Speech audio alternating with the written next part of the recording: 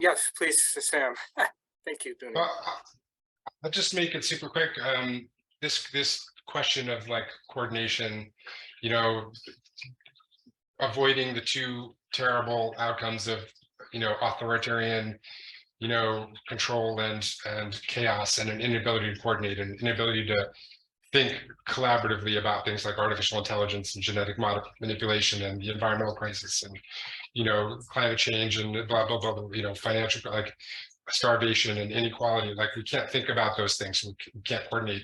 And authoritarianism, which will just decide what it is, it has to come from us coordinating together. And that coordination, I realized, it's so difficult because we're so complicated. Everything's so complicated. And so you can't just delegate to people, because those delegates become easy pickings for corruption, and you can't do it all yourself. So what happens in the middle is liquid democracy, which is where you delegate any proposal or any category of proposals to whoever, to any other person on the network. And so this is a thing that concentrates expertise onto the problems that we're facing. So this is what's exciting me these days. And I'm just trying to build this thing. And where it's at right now is it's open for alpha testing. You can get on there and mess around with it. Basically, it's a way to propose things in a community, and then you can write reasons statements like why or why not, or where, when, how, or those types of things. And then people can see these statements and they can create alternate statements, and then you can vote. And I've just used the best voting technology, so you can see how much people agree with a given statement, how much they agree with a proposal.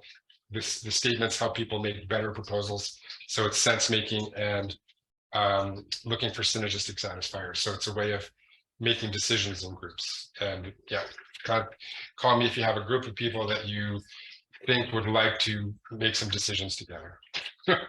And don't mind messing around with, kind of half-baked software. It's not too bad. It's pretty good, but yeah, it's not quite there yet. So that's where I'm at. Thanks, John.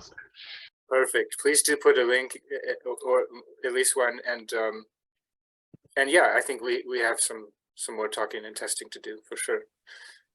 Mike. Hey, I'll share my thing. Where should I start?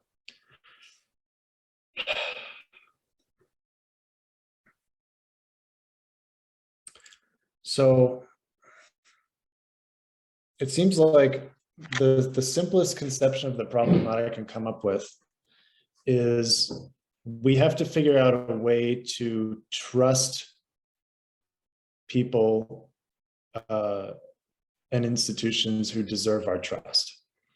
For example, and the reason that I think this is the problem is there's been a lot of talk in the Web3 crypto community about using like cryptographic truth or cryptographic data in order to make history or information about history unchangeable.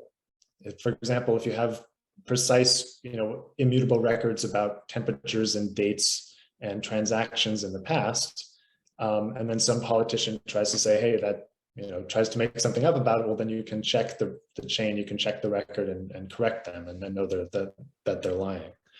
I think that's not going to solve the kind of trust and credibility crisis that we're facing now, because it's the meaning that information has doesn't come from the information itself for its veracity. It comes from the interpretation that we put on it and the story that we tell about it. The internet pretty much gives us all access to the history of the world's information, and yet there are still a few kind of main types of storytellers and interpreters that we trust to interpret for it. And by the way, that loud buzzing is coming from my guitar amp, so just give me 1 second. Oh, cool. You can also sing us a song or something. I mean, go ahead. Don't tempt me. Don't tempt me. Yeah. So I think the credibility crisis has to be solved at the interpretation layer, not at the information layer. And so what I'm building is a little social network called Idea Market. And the way it works is it's kind of like Twitter, where you make a short post and everyone is invited to rate that post on a scale of 0 to 100 to indicate their agreement or disagreement. So if you say something like broccoli cures cancer, post, and then the world is kind of invited to express their agreement or disagreement with broccoli cures cancer on a scale of 0 to 100. And those personal ratings kind of accrue in a credibility petition of sorts. You can see the record and the timestamp and the identity of everybody's ratings on that particular issue. And what this allows us to do is when some important crisis happens or some important conjecture is made, it creates a record of personal opinion that can be easily queried. So in the future, when hindsight sorts out what was true about something, we can look back and say, hey, who was right about X at time T? Who believed what turned out to be the truth all the way back then? And you basically query it, and it creates a list of people. And then you can say, all right, so what does this 100 people think about this current day pressing issue that history has not had time to sort out? So by keeping an immutable record of personal opinion, it makes it a lot easier to decide in hindsight who deserves trust right now. Does it make sense that far? Yeah, sweet, awesome. Cool. So like one of the big underlying parts of our philosophy is we don't want to create just another authority that tells people what to think. We don't want to create some kind of ground truth that then gets enforced somehow. We really just want to create a tool that lets people decide based on their own criteria who deserves trust, and kind of let trust accrue to the trustworthy based on the publicly available track records that these recorded opinion data creates. So in addition to that sort of rating system, there is a citation system. So when you rate something, let's say, broccoli cures cancer, 70% confident, you can cite another post to explain or justify your rating. So broccoli cures cancer, 70%, link to paper where Crackpot does the study on broccoli curing cancer. And so as a result of natural use, Idea Market also establishes a knowledge graph so that there are inferential links between the points of knowledge or the conjectures that become important in the general conversation.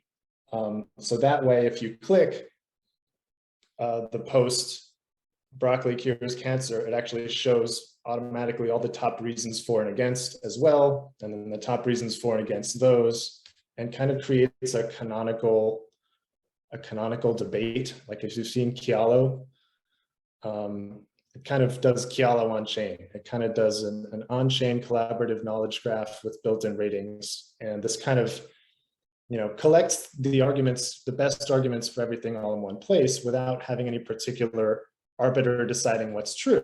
Nobody decides what's true. Everyone just expresses what they think. And then based on how those people have done in the past, everybody is welcome of their own accord to decide who deserves each of our trust. So it's really a mechanism for hopefully accruing trust to the trustworthy without having any kind of authoritative hand on it.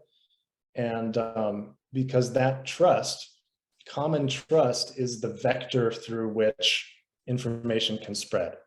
We don't necessarily have to agree on all of the facts about everything if we can agree on who to trust to do a good enough job in common. Does that kind of make sense?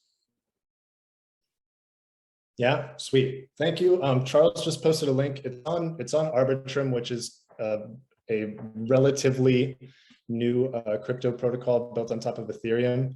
So if anyone wants to try it, but they're having trouble with the crypto side of it, I'm going to put a Calendly link right there in the chat. And I'm very, very happy to spend a ton of time with you to kind of play with it and walk through it and introduce you to it.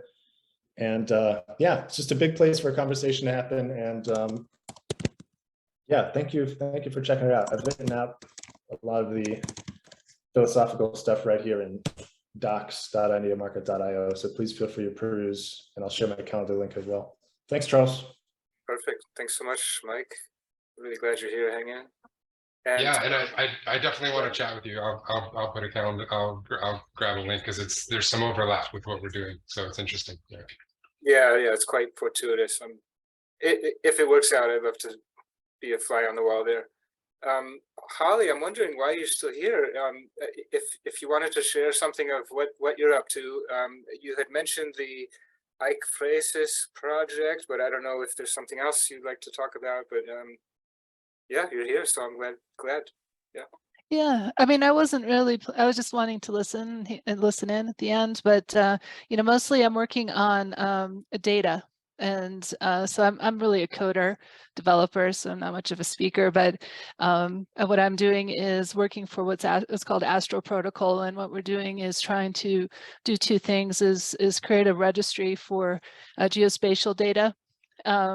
And so, for instance, like if you're looking at a lot of climate projects, it's location is very important, right? And so that's what we're working on that. Almost also trying to understand how to work with, ZK location. So that's zero knowledge location. So for instance, like thinking about like a data set, like an indigenous place names data set, you know, you have some requirements in terms of you don't really want all of this data to be open, right? So how can we create these data sets in Web3 without, by encrypting certain pieces of data and having people, allowing people to ask questions about, whether they can, use it for a certain data set. And that's kind of where I'm at, is with, machine learning data sets and, encryption of data and geolocation. So that's what I'm working on mostly. So. I would love to lean in very slightly further on this idea of indigenous protocols, which there's been some discussion, synchronous, asynchronous, but would you just highlight that a little more, if you would?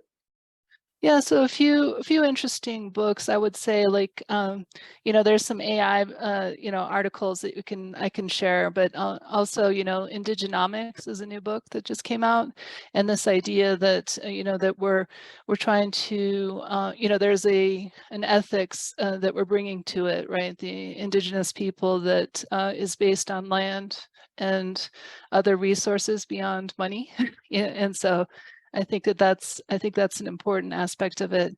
And, the importance of location. I think we've talked about that too, is like, I think a lot of young Web3 people like to travel, and to, take advantage of the fact that they can live anywhere, but eventually we all need to be able to find a place and to settle down and to create a permaculture garden basically for ourselves. And so we don't, so we can, use that as our story, and so I don't know, is that what you're asking? So I get a lot of thoughts, but it's all over the place. That was great. Yeah. I mean, and what, yeah. so in terms of the garden, then, like to go into the community garden zone, like what does that look like? Is there something more, or that?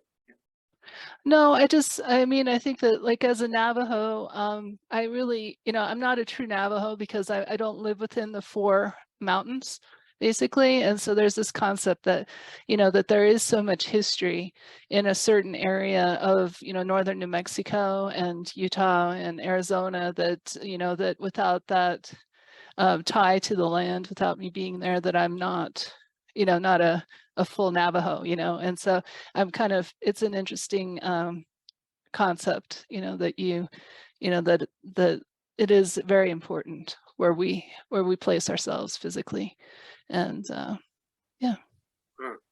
So. And it's important where we put our data, right? So and yes, how it flows and so forth. But thank you. Yeah. Okay. Who would like to take the stick, if anyone? I think I'll grab it real quick. Just a thought that's been running around in my head with all this gardening talk and wisdom gardens and actual gardens, and we've done ourselves a great disservice with monocropping and singling out things to grow all by themselves. and that correlates to the silo effect of all our science and social structures. And I think what we need to go back to, and again, that place on using indigenous wisdom of companion planting. We need to grow together to have the best result. And I think that's, exactly what's happening here again. Thanks for organizing this so much, Charles. Oh, thank you. I'm so glad to see you. Yes. Planting together for the best result. I'll just come in there a second as well. Lovely to meet you all and good to see you again, Charles. Long time no see, so to speak. I know I'm not on camera now, but I'm kind of mashing potatoes at the same time when I'm talking. So, yeah, just what Marco said there when with companion planting and in the gardening. It's also something that George said as well earlier on tonight. I think what stood out for me mostly throughout the whole night is what George hit on, and it's the question of not how we can go about building this collective intelligence, but why. And it is the why. And I think that it's not something that we have to figure out, but I think what we should do, I'm a firm believer of getting in the room and work, just do the work. And we can get in the room and we can talk about how to do the work, or we can get in the room and do the work. So you can't get in the room and do the work though unless you have a why. And what is the why? So therefore I would say the idea would be for, as we do within the collective intelligence in the block party, and that, we have set a goal basically, whatever that goal be, preferably a noble goal. And when you have your noble goal set and the group that are, if you have a group of people who are willing to engage in trying to achieve this noble goal, then you just get in the room together and you apply yourselves. And then rather than trying to figure out how to do it, you achieve it by actually being there and working on trying to do it. So it's not so much the how, but the why. That's what stood out for me tonight, and definitely. Thanks again, Charles. Thank you, James. Great to hear you. Ward, you came back on camera. I'm just curious if you had something to offer. Thanks for hanging. No, I just stepped out and had my lunch, and I was playing with this ancient GPS that I happened to find in the back of my workbench, and it wasn't getting a fix, so I had to go set it out by the street where I could see more satellites. And it still worked. It was a 1993 vintage GPS. Who was alive in 1993? Barely, huh? Yeah, a few people. Yeah, there you go. Yeah, I was pretty disappointed with GPS. I got that, but now the phones do such a wonderful job. They're not just phones, I guess, but yes, we call them phones. Did you know Doug Engelbart? I didn't sort of get to that. I had met him, and Yeah. I certainly know of him. Even when he was starting the Internet Information Center or whatever that was, we were paying attention to the emerging internet. This was Purdue, where I was in school at the time, was a node on the ARPANET. That was kind of, there were people who were and people who weren't, and you had to have some sort of military contracting business going on. And I guess we had that too.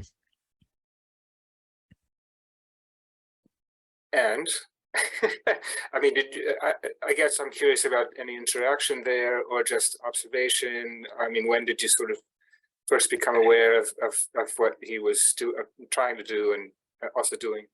Oh, I think we were all pretty skeptical. It sounded pretty blue sky. And since then, I've known a number of people who worked very hard to work with him. And apparently, all his ideas are fairly complex, and you can go away and work for a few months and come back and show him. And he won't even say, nice job. He'll just say, oh, and you can do this and this and this and this, and come up with more ideas. So it's not very satisfying colleague. I went to work for Tektronix when I left school and moved to the West Coast, and worked with some people who were involved in the mother of all demos. And Roger Bates was one, and he came to Tektronix and said, well, quit fooling around with these little computers. Let's just build a workstation. And I worked in a group of computer scientists, and the computer scientists couldn't figure out how to program it. But Roger, who wrote some nice CAD software in it, they'd come and ask him if they could have a look at the source. And I did the same. I was working on integrated circuits at the time, and he said, well, I'll give you the source, but first of all, you have to promise that you're not going to come back and tell me that I wrote it wrong. Because everybody else did. You know, didn't have the proper abstractions in his program on account of he just wrote it to run fast on the hardware he built. So that was a little bit of get the job done that I got indirectly through Roger. And I'm sure in the mother of all demos, there was a lot of, well, let's just do this because it'll work. Yeah. And that was like at least 5 or whatever years more after they really had it together. They just showed it then, I think, something like that. Oh, I think that they were prototyping into existence anything he could think about, as long as the money kept flowing in. It was mostly Army, I guess, money. And, you know, Army tried to use it and discovered they couldn't use his thing. He'd complained, when I talked to him, he'd complained that the Macintosh really set things back because they took all of his ideas and left out the good parts. He argued that if you're going to build an information system that really connects you to the information, it's not going to be easy to use. You're going to have to learn to use it. And learning to use that, you know, the way I compare, I tell people I got, one of those iPads, because I heard it was easy to use, and, it only played the same song all the time. And I tried on a piano where I could play any song, but all that ever came out of the piano was noise. I'd bang on the keys. It just didn't make any music at all. So the iPad, is that what it was called? iPad? The iTunes, whatever it was called. iPod, I think that was the iPod. The iPod could play Yeah. lots of music and had that cool little spinny dial and stuff. So a lot of design to it, but it wasn't really an instrument. It was a phonograph.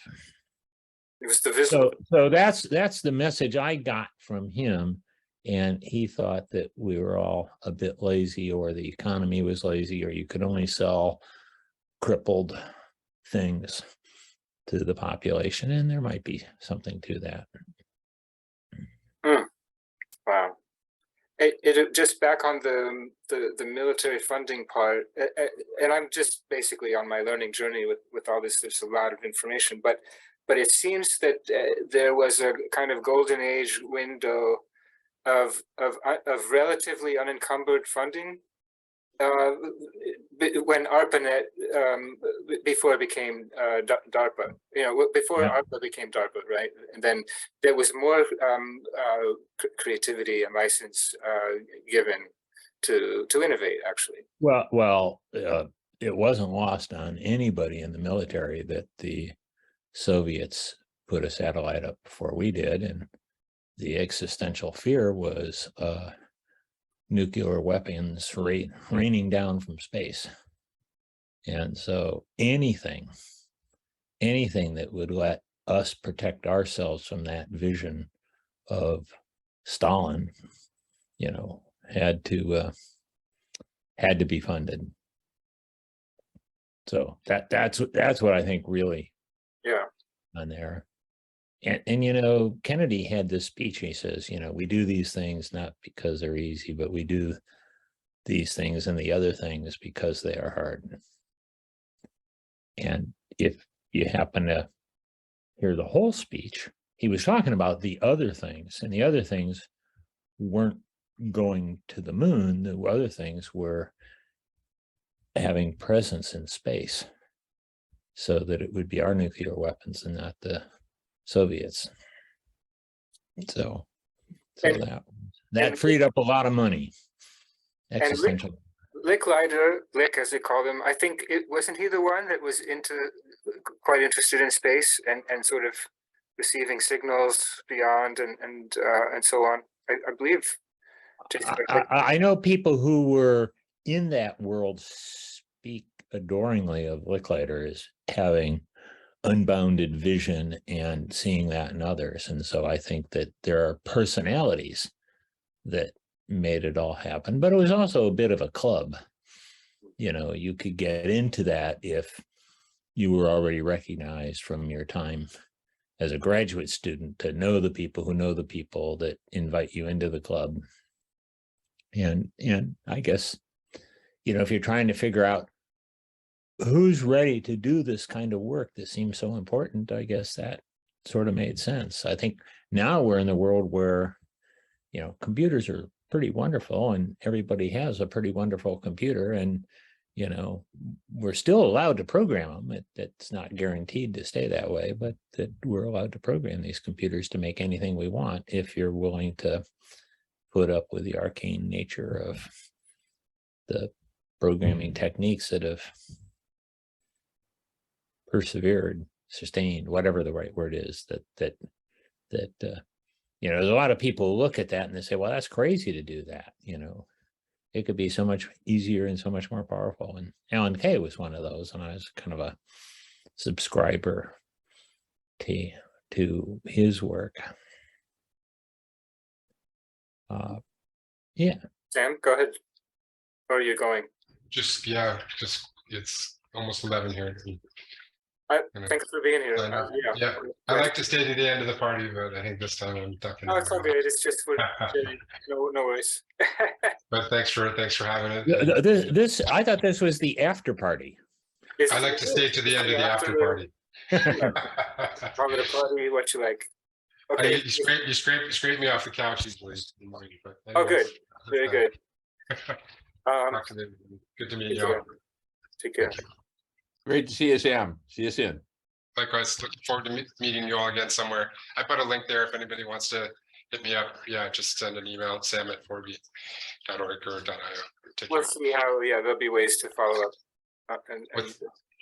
There'll be ways to follow up, and I guess we'll have more conversation, but hopefully we'll, actually do stuff as well along all these lines. I guess I'm wondering, Ward, if maybe if there's a way to bundle how does Wiki and FedWiki and the latest thing, I forgot what it was called, but Rob Best shared the very recent collaborative graph tool, I guess, and sort of how and where does that fit in, and how does it help us? Yeah, that's a good question, and Robert's pretty sure that it does. I think that I'm drawn to what you might call the quirkier side of things that might work because in the programming there's something powerful there and yet to be explored. So I have a handful of people who kind of hang out in that world with me, and Robert's in and out. And I said, well, we in the context of Wiki, we've came to realize that this property graph stuff's pretty powerful. And we'd done maybe a dozen different little things with it. And of course, doing a thing in Wiki means there's a Wiki page on somebody's site that does something clever. And if you really wanted to put them all together, you had to know how to find all those pages and line them up, and you could do it. But it was awkward. And then we said, well, let's think about how it really ought to be. And we had trouble articulating that. So I said, well, let's just take the ones that we like and put them together in a single application. And we were talking about what would that single application do? And we weren't at all sure. But in a conversation we were having on a video chat like this, and I know Robert was there, and we came up with Collider, you know, because it puts things together. Collider, like a semiconducting super collider. And we said, oh man, that's a great name. Let's call it the semiconducting super collaborator. And we dropped the semiconducting because that didn't make any sense at all. And we call it the hypertext. Just to have enough words, we call it the hypertext super collaborator. But it's really just, you know, because it's all in JavaScript, we just took all the little parts out of Wiki and put it together in one app. And that was easy until we got to the part where it actually had to remember anything. And that's because it's easy to build client applications. And it's easy to save things in a wiki because wikis save things, but we're stepping out of the wiki.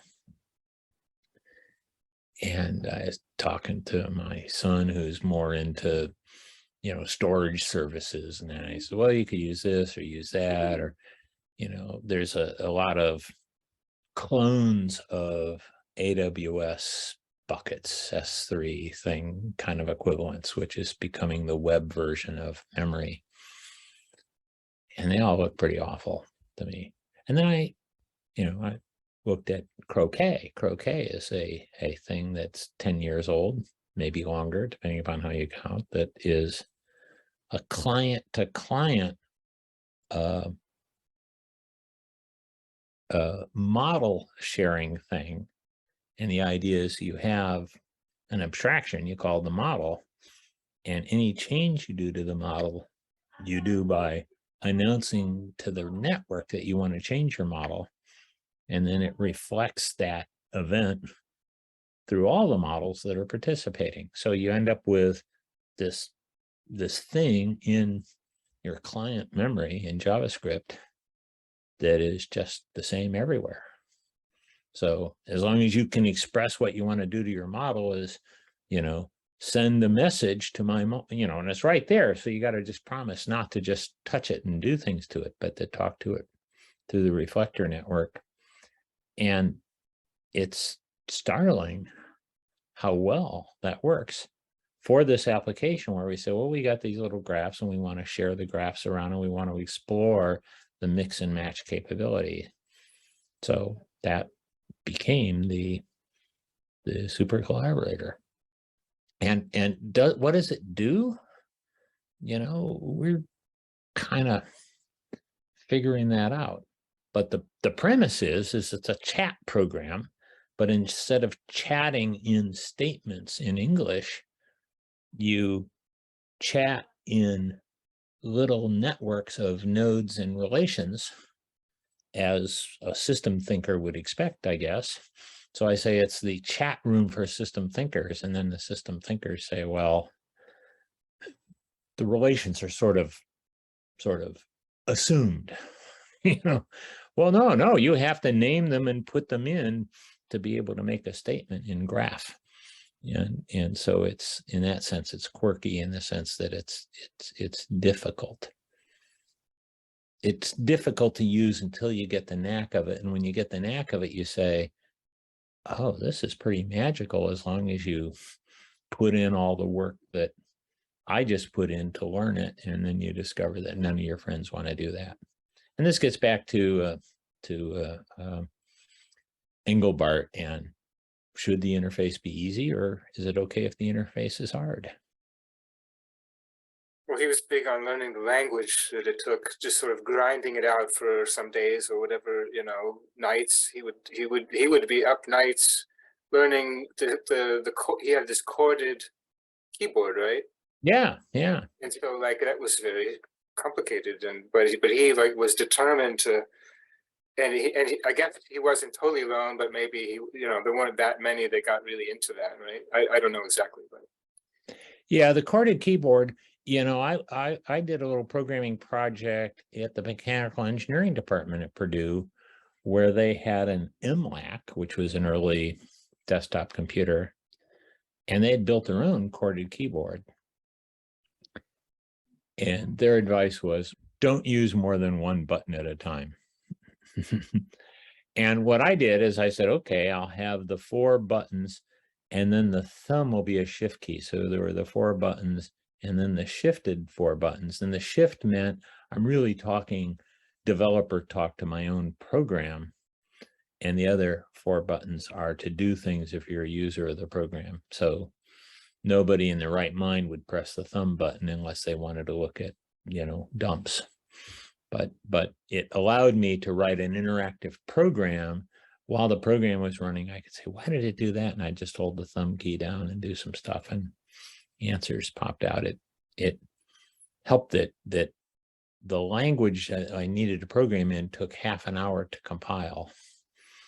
And I had an hour a week on this machine. So I wasn't going to do a second compile. I had to thumb my way into what, machine, what do you think you're doing? And that worked pretty well. But yeah, it didn't seem like something. There was a paper, and I can't remember who it is they said, well, let's just put one of those cord keyboards on a handheld radio and then just chord out our instructions to the computer. And they imagined, I think they sold it to the Army, like every GI could carry one of those and could report enemy positions or something. But that, if you compare that idea to what the phone has become, no, you just talk to it. Much easier. I don't know if this will work on my, because I have the fuzzy background, but I have this, see if that's good. I have this mouse. Can't really see it. It's like very ergonomic. I'm here in Switzerland. Hold it closer to your face and then we'll see it. It's a Logitech. Thanks. Oh yeah, that works. So it's kind of a funky, it's like, it's got this, the reason I'm showing it is it has like all these extra buttons and knobs and I never use them. It's beautiful. And see this thing on the side? What, I don't even know.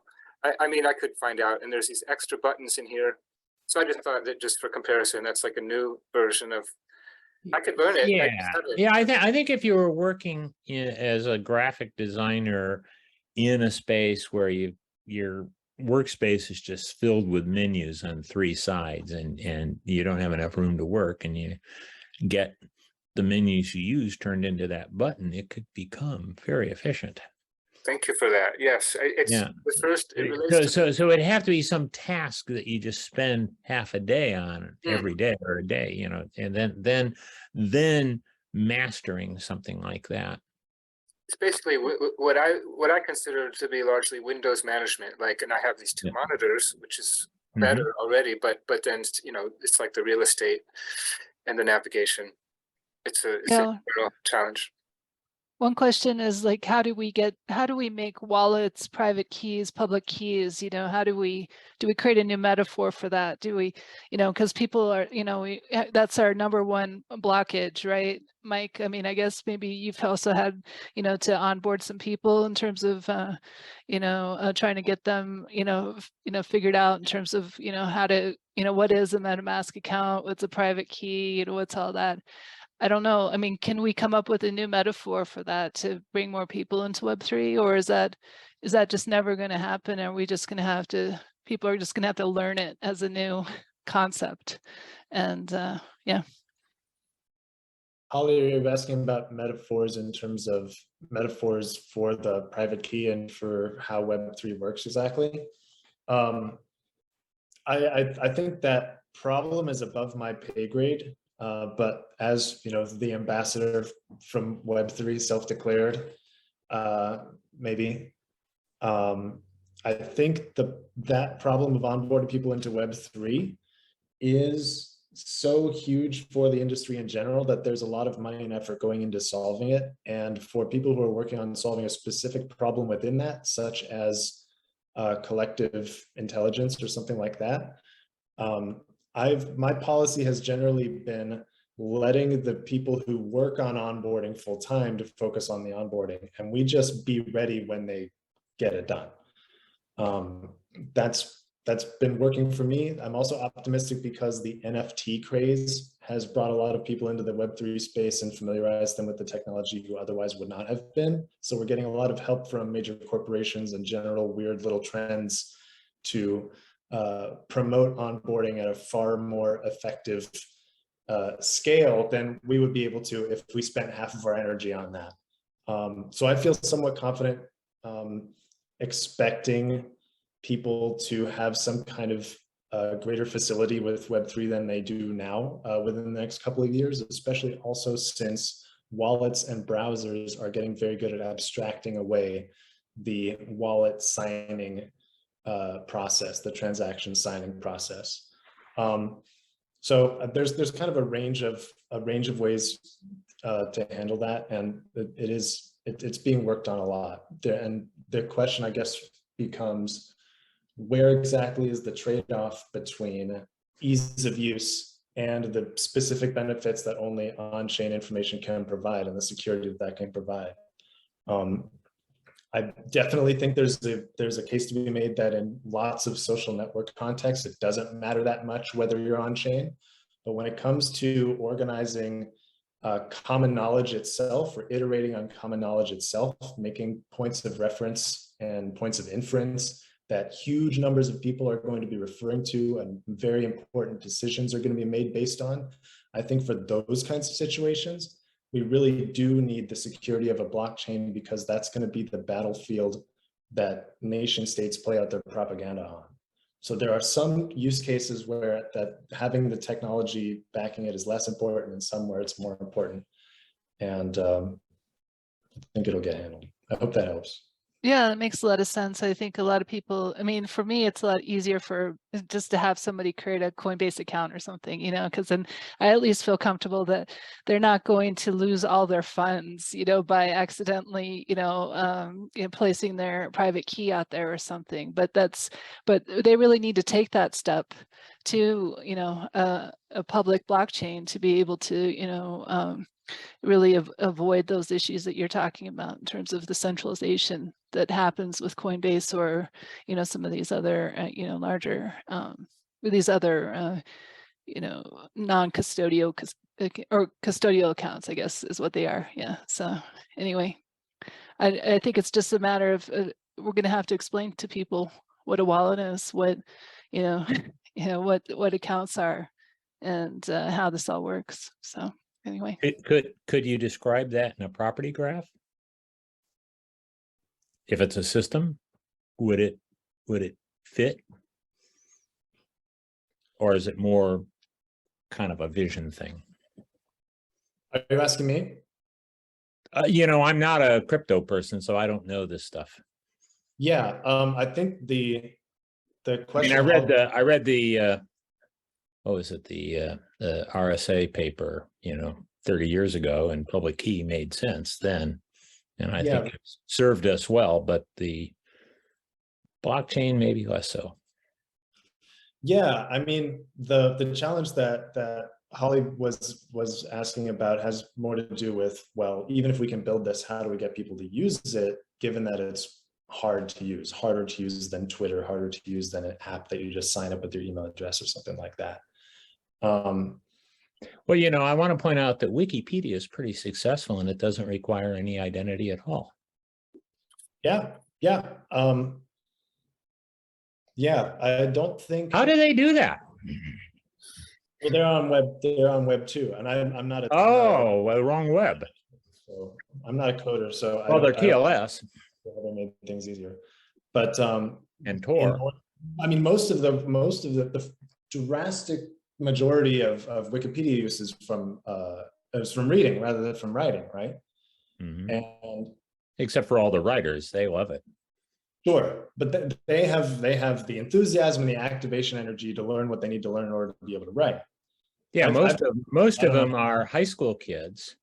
Well, Yeah. the most commonly reported age is like 17 or something, and if you think about it, they just went through 8, 10, 12 years of school learning to write, and then having all their written stuff thrown away at the end of every semester. And here they can write and it sticks around.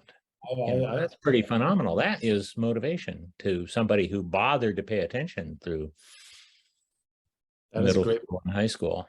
That is a great point. In terms of the, I mean, there's something, I haven't tracked it closely, but I did have some years ago experience writing and going through the kind of editorial stuff on a handful of things with varying experience. But it seems that as the whole thing scaled, their infrastructure of necessity also had to, with regard to the moderation, staffing, and how that all plays out. I don't know so closely, but it's a different, like to ask the question from the early days compared to now, it's a bit different, I guess. Well, they still don't require a login to their credit, unless you want to edit the Elon Musk page or something. Then they clamp down on that, because you know they found that people who care about Elon Musk don't behave very well. I was going to make another point. Oh, yeah, I made the first wiki, and we had a community of computerish people, because that's who was on the net at the time, and they wanted to understand patterns.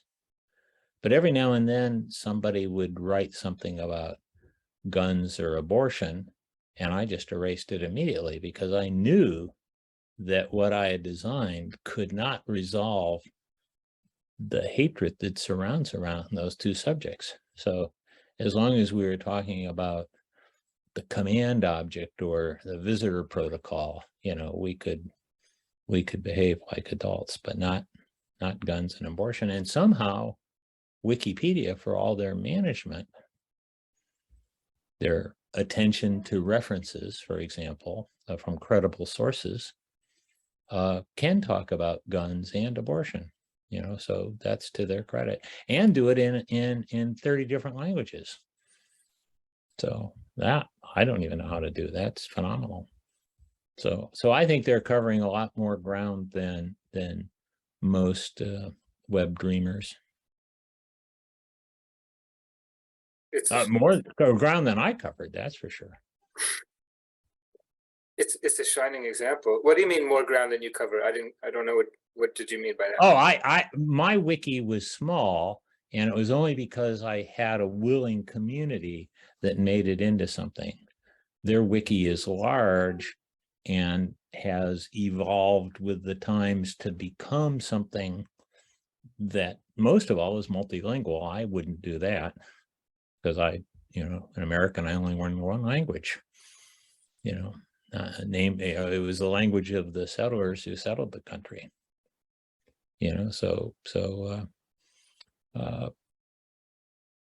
That puts them in a different category. But the fact that they had levels, and the top level was called a bureaucrat, made it clear they knew what they were doing. And then of course they have the uber bureaucrat, which is Jimmy Wales himself. But when they had their crisis of management a couple of years ago, Jimmy was living in London, said, well, maybe I need to come back and help straighten this out. And they said, no, nobody's asking for you, Jimmy. So I thought that was funny. But they've had some good executive directors. Apparently they have a pretty good one now. So and if you look at something as old as Britannica, they're nowhere near as old as Britannica. And I don't think there's anything about Wikipedia that means that it will continue for another 20 or 30 years, however old it is. It's fragile, as anything that really works tends to be fragile. Interesting.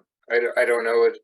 I haven't studied it enough as a sort of whole system to think about its robustness or not, but yeah, I get the opportunity to talk to people who care about it a lot every now and then. I also read their research list, which is where they interact with the people, graduate students or whatever, trying to write a degree on the social behavior of Wikipedians.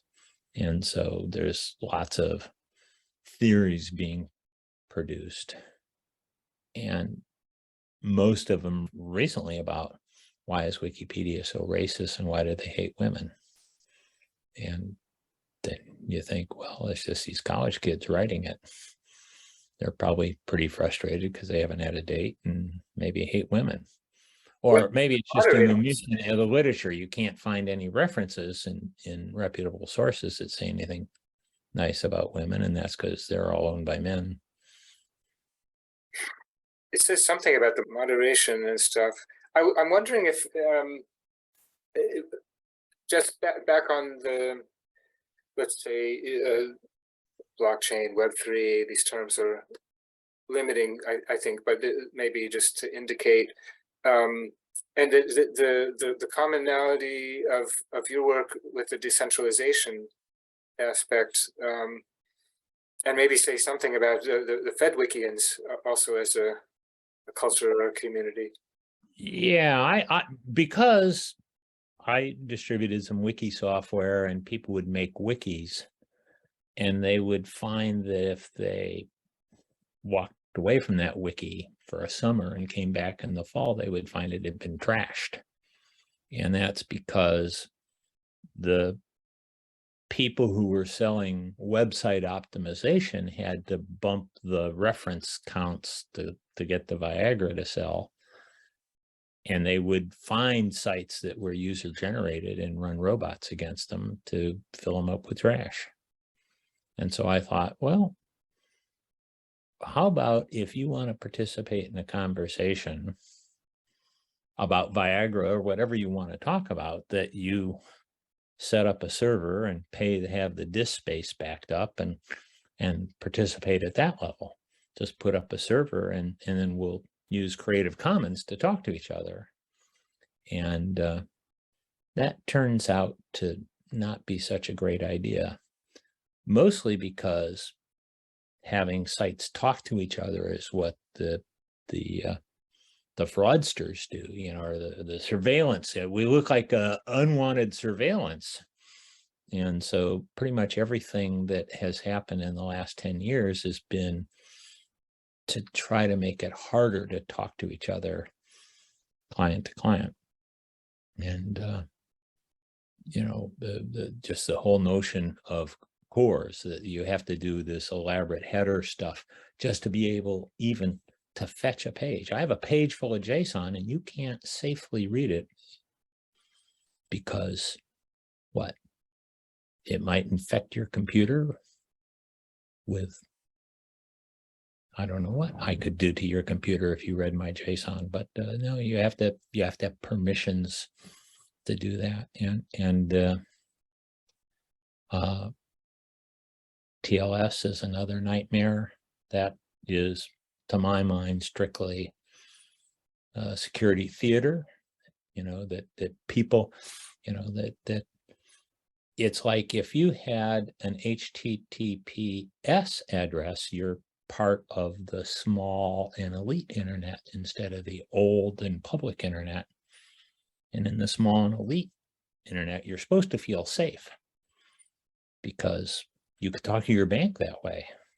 You could also talk to Twitter or Facebook. And if you feel you're not being watched, you're crazy, and Snowden demonstrated that we're all being watched and we're still watched, but the HTTPS has done nothing in that regard. I asked on Twitter once, I said, well, who's really been invaded? And some guy said, oh my God, I was at the airport in Amsterdam trying to just look at a friend's website and all of a sudden there were ads on it. I'm thinking, let's see, you're at an airport and you're complaining about seeing ads. I guess you don't know how airports work, but it was just silly. And they say, well, okay, well, I could get on your wiki and read anything. Well, on my wiki, you can read anything, it's just, the openness just, makes it different. Now, it's harder to write. They could probably find a way to write onto my wiki, in which case I just restore it from backup, and it's not any different than the problems I had in the original wiki that anybody could. I remember some guy posted and signed as Alan Kay. Said, oh, I was against signatures. I said, it doesn't matter. Just let your writing stand for itself. But people wanted to put their names on what they wrote. And he put his name as Alan Kay. And then a few paragraphs later, he says, well, you know, I'm not really Alan Kay. Like, we didn't know that already because he didn't talk like Alan Kay. But yeah, oh yeah. So you discovered that you could write anybody's name on there. So there you go. That's what you can do. And all the machinery that have been put into the web in the last I don't know, 20 years to try to prevent people from saying they are someone other than they are. Anything short of actually passing a law of saying that that's illegal and suing them in court. Because if you tamper with too much, you might actually ruin the ability for advertisers to lie. You know, because advertising is really lying, and we fund the internet by lying. Maybe I should say misrepresenting. By misrepresenting, you know, Never the truth. It rules out the possibility of truth. I don't know. It's just a mental thing that I thought of. But go ahead. Yeah, well, you got me going here in the after party, right? But the you know, I spend a lot of time trying to figure out how to create the creativity that seemed natural in the first 5 years of Wiki, where everybody who showed up wanted to explore the possibility of patterns and so forth. And at that time, desktop computing was pretty new. So everybody is trying to figure out how to program a desktop computer to really be friendly. You know, it was a creative time. And as time went on, it became less and less so as I think the motivation for participating on the internet and the corporate interests of monetization, you know, to be able to make some money off of delivering something to the internet. And, you know, Jimmy Wales was no exception, but somehow he had this thought that was really libertarian, that he shouldn't put advertising on the site. And, you know, thereby that simple act saved it.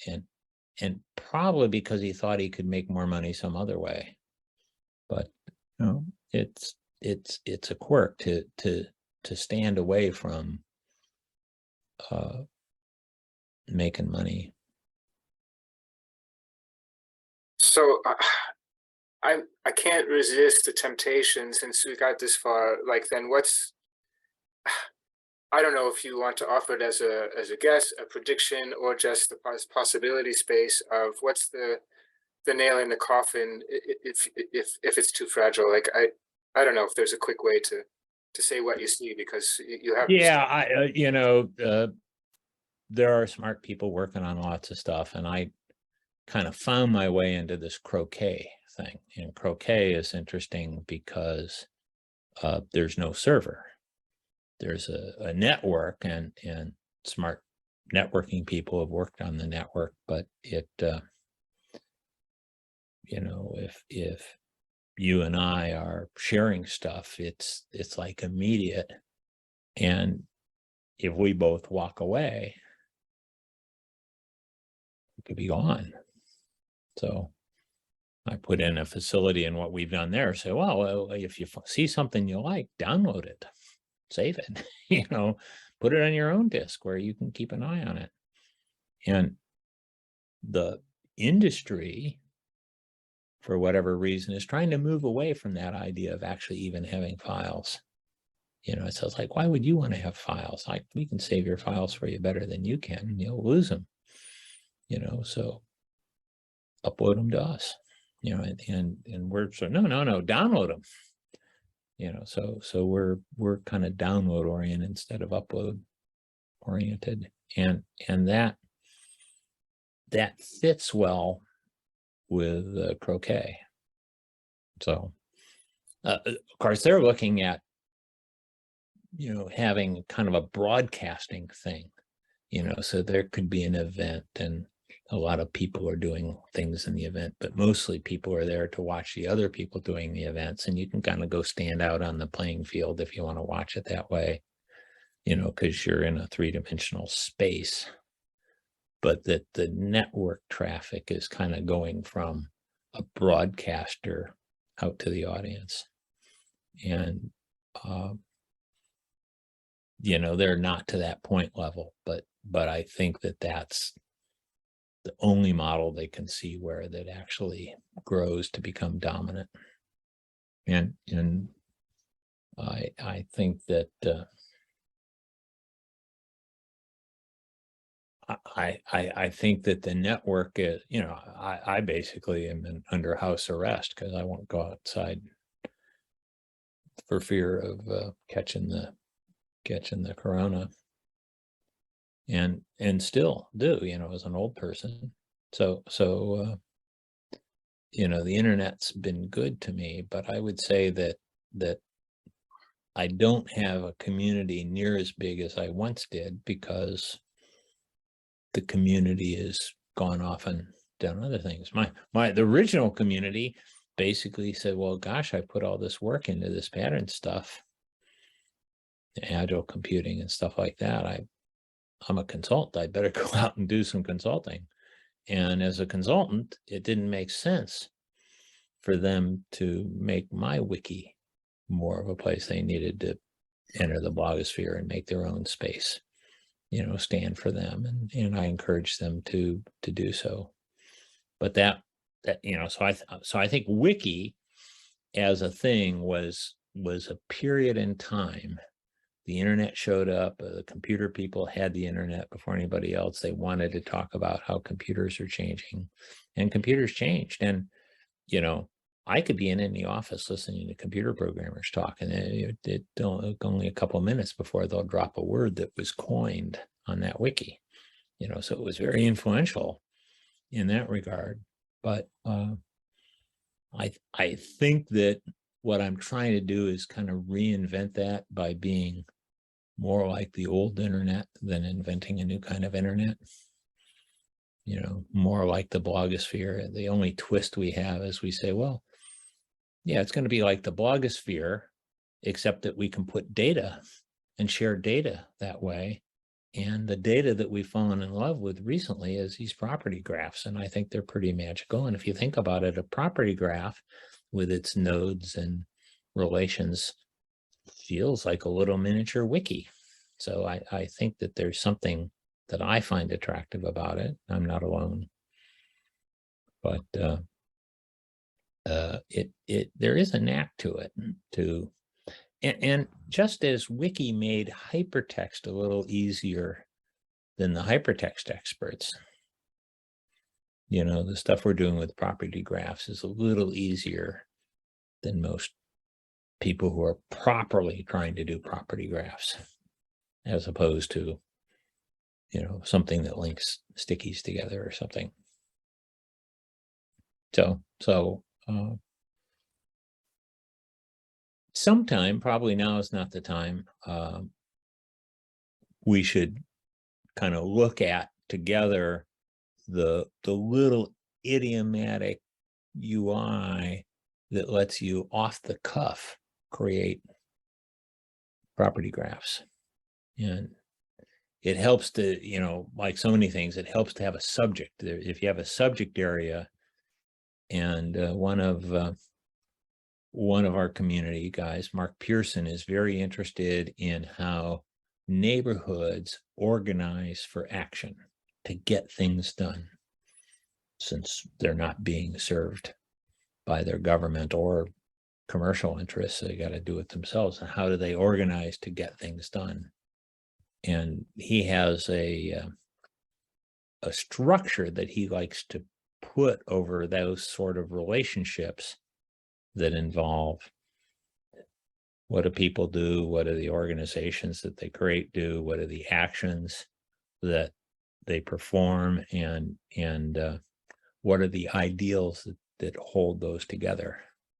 And he says lots of people will do that stuff, but the idea also including ideals is Pearson really emphasizes that. So with that extra bit of knowledge that this is the nature of the discourse we're going to have, that makes it easier to make the graph, because, you know, between an action and an ideal, we kind of know what the relationship is there. And so that helps to make all the relationships that we need. And Thompson Morrison's the other guy who's really done a lot with the federated wiki. And he picked up on this and he says, yes, that's a great idea, but it's really about the student, the learner, and the curiosity that turns into surprise, and how that surprise feeds the curiosity of fellow students. And so it's a, how do we map what he would call a learning journey into a graph? And where does one student's graph touch another student's graph, because they recognize that this aspect of organizing their own learning is the same. And that's interesting. And he's working on his second book done in Wiki with two co-authors, very daring. You know, in the sense we said, well, yeah, different people can cooperate. So he says, well, I'll get my two co-authors. The first book he wrote himself, so it was easier.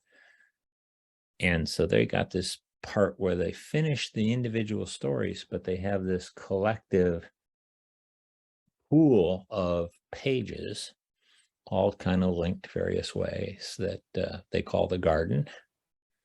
And when you look at it with some effort, it becomes pretty clear it's a kind of a jungle more than a garden, because the garden should be beautiful everywhere, but there should be paths that are pretty clear of how to move through the garden if you're trying to appreciate the garden. And I always think of Bouchard Gardens up there in BC as a pretty incredible garden, and you can find many different ways through it, but you all see, you know, it is Bouchard.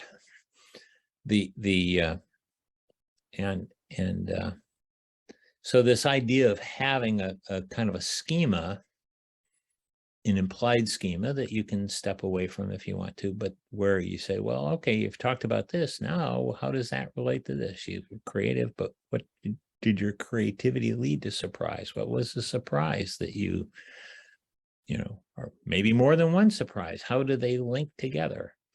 And that means that once the students, the learners, end up talking about that way, then the things start to collide. You know, it's not like doing a book report. You know, in a book report, you just talk about the book, whereas this, you're talking about your own experience. And that, I think, is this is what the community people who hang around on our calls are discovering. And then I'm a voyeur hanging around, and they let me hang around because every now and then they said, I'm trying to do this and it doesn't work. And I said, I'll write some little code. I'll make some code that helps you. So I'm still just programming, but in a community with some pretty together people, and they're all driven by making neighborhoods more accommodating to the people who live there, or education more accommodating for the students that are forced through that. And you know, I'm enough of a socialist that I can get excited about that. Yeah. Yay for socialism. No, wait a second. You don't say that in this country. Yeah. Apparently, Chris Alexander was developing, how do we build whole communities that hold together and do things? And somebody in his department maybe said, well, that's never going to work, because to do that, it would be communism. And Alexander foolishly said, well, if it's communism, then I'm a communist. And that was not something you say if you're trying to advance in academia. Not in this country, you don't say communism. So So I am not a communist. I want to make that clear. But I do think that the system nature of the stuff we do, that it's worth paying attention to that and emphasizing things that tend to work that way, as opposed to, I guess, the capitalist thing is the only thing that matters is a single dimension called wealth, and whoever has the most wealth is the most successful. And yeah, that it does spur a certain amount of activity, that search for wealth. And it's kind of hard on the world. Are you raising your hand because you're looking for some wealth? Or are you raising your hand? Oh, because I'm talking too much. Let me just shut up for a minute. Yeah, somebody press the play button on Ward. Oh, good. You mean the pause button? Yeah. Jamen, why don't you go ahead and yeah, no, I'm just kind of mesmerized here, but thanks, Ward. Go ahead, Jamen. Okay, thanks. No, I'm mesmerized as well. As I mentioned earlier, we're going to be doing some work this afternoon. Our meeting has been delayed 2.5 hours, thanks to you all, mainly you, Charles, and happily so. So anyway, specifically, Marco, James, and I are going to be heading over to our Zoom room, which I just put in the chat. Everyone's welcome to join us. But we're going to be bailing, but I first wanted to make that invitation. And number two, if there's anyone has a question for us before we go about anything, including what we're about to work on, happy to answer. But I have a question, which is, well, first of all, I didn't see you since you cut your hair, so that's really cool. No, I wanted to, if there's a really like the nano version of what's up around the way at Radish, etc. The 1 whatever minute version, because because it's quite a landscape with conversation and so on, right? Yeah. Happy to give a minute answer to that, or even a 5-minute answer if others want to jump in. Marco, James, anyone. Let's make it a conversation. So Marco just put into the chat Kindred Spirits. We did a really cool series of events in Ireland this last summer under the banner of Kindred Spirits, and that's a whole story unto itself. And we're keeping our eyes on the gargantuan benevolent elephant in the room, which we're absolutely committed to, which is this vast planetary network of conversations, garden of conversations, universe of conversations, that, a lot of really cool conversations are A, already happening, and B, a whole bunch more are going to start once there is a reasonable playground for conversations to spawn, take root, become disseminated, etc. So we basically believe that there is not a healthy, searchable, indexable internet of conversations. Right? There's an internet of information, there's an internet of things, there's social networks, internets of people. There's all kinds of stuff out there, but not an internet of conversations, which I would have thought, if I go back in time 25 years or 30 years, I would say, hey, that's the most important thing that we should be building in the internet, is the internet of conversations, so that we can create this vast planetary brain.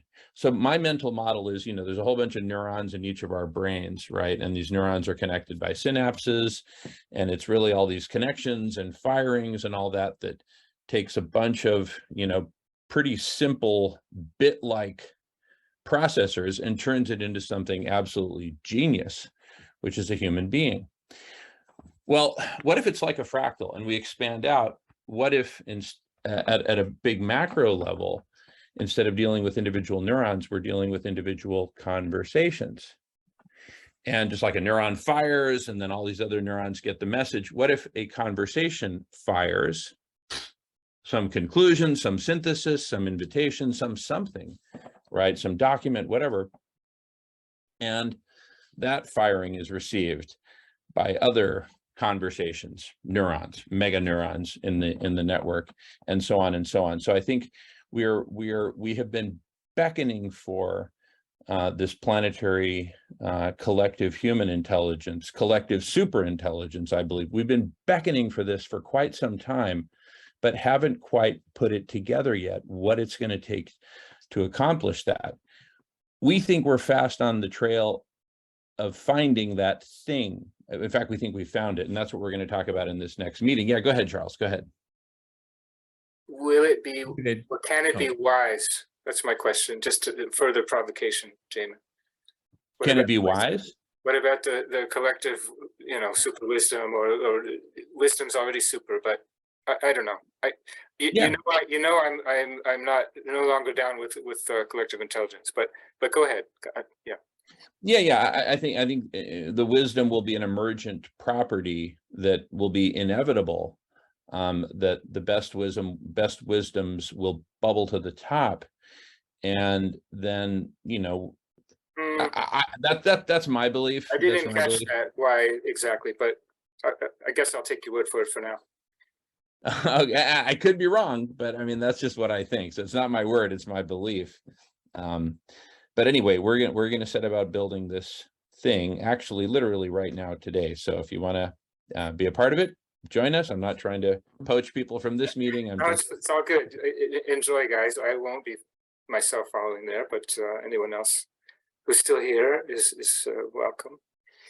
And yeah, I don't mind just kind of winding it up. I don't know, Mike, are you still present, able to check in and check out, or if not, it's okay. And George's AI, I hope that's George Poor, or that I'll get a copy of that. And Wood, I'm so delighted that you had the time and willingness to be. Well, and I think Robert's a kind of a permanent member of the community here. He's often involved. He's really my contact. Yeah, no, I'm close with Rob for many years, and but not, I don't know, there's no one particular community here today. A lot of us, well, Mike and me currently now remaining are from Kernel .community. I don't know if you caught that before, but I was wondering what Kernel was, because yeah. And if you could spend 5 minutes explaining that, I would love to. Well, I could do that. Hold on, the chat was well, yeah, Jamen got it. It's not the hot link, but there you go. Or I could just read for. No, it's fine. Well, it's it was there was some reference way earlier at the beginning, but essentially it does relate to Web3 sort of broadly, but it's beyond at this point, and it's evolving. It's co-evolving, and one of the wonderful things is that the tagline is community of care. It's just kind of the core value is care and generosity and kind of reciprocity and a lot of good positive human values within largely, but not only builders or bidlers, as they call them. BUIDL. Biddle is the Ethereum answer to the Bitcoin people. HODL, HODL, hold on for dear life. So the Ethereum says no, build for dear life. So to be a bidler is kind of a thing. So it's a lot of bidlers and others who are also creatives and a good spectrum, wonderful people. It's growing. They have about 3 cohorts a year. They call them blocks. They're 8 weeks of structured kind of syllabus and guilds and tracks and a whole variety of tandem conversations, of which this is one or has been one. But the tandem conversations also are semi-porous and so are permeable that we can invite others that are not Kernel fellows, if you will. It's a fellowship as well, and it's a bunch of things. And check it out, and I can only just encourage it heartily. It's a wonderful people and place to be. Maybe that's enough there. Mike? So as I scan the site, there's a conversation about community and learning and understanding and I'm gathering that this is understanding to solve problems that are being ignored. That we're going to understand the world and make the world a better place, or is it personal growth kind of understanding? Be more effective at work. The quick answer is both, but Mike, you're back. If you like to chime in, I think you do even better than me probably at this point. Describing Kernel's overarching mission. Sure, go for it. Sure. Kernel is kind of an accelerator for the Web3 industry, where people, even if they're not exactly sure what they're working on, are interested in building in crypto, blockchain, that whole entire ecosystem. And one of the things I appreciate about it is it takes a particularly philosophy first sort of approach. It's not like a coding school. It's not like an investing school. It's not like a product design school. It's really a philosophy as infrastructure school. And so there is a lot of sort of personal growth related conversation and general vibes, because some of the premises involve the idea that we can't build wisely until we are wise. And if we are hurt and traumatized, then we will hurt and traumatize people with the things that we build. And given that the things that we build in Web3 are relatively permanent, it may, be extra important if we build things badly. So, there is an element of Kernel that involves healing the physicians, as it were, so that the people who have these aspirations to build the infrastructure of the future have a heart that's oriented toward doing that in a way that doesn't have as much collateral damage as infrastructure that we are currently enjoying. Perfect. Just cut before you come in there, Bart. I just said I have to go. It's 11:30 here in Ireland, and I'm supposed to be jumping in another meeting with Jamen, and God knows how long that'll go on. So I'm already, approaching midnight. So great meeting you all, and again, Charles, nice to see you again, and thank you all for everything, for all your contributions tonight. Good night and God bless. Thanks so much, James. Here. Marco, Thank James. you all. Rock on. Wonderful. And All right. see you around soon. Yeah, good to meet the new people. Always good to see you, Charles. You've been missed. And to give you a little hope, we've really reached out to the indigenous communities, the indigenous Irish and the indigenous Americas, and we're working with them to use indigenous wisdom to guide our collective journey and use that wisdom. So I thought, So I have appreciate to, that. I respect that, though in their terms, I'm a settler. But the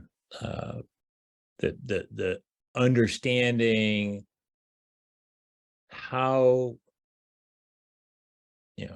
I get it here in the Northwest is forest management, and the forests were managed so effectively for thousands of years, and that we could screw it up so much for economic gain in the last 100. It's kind of sad.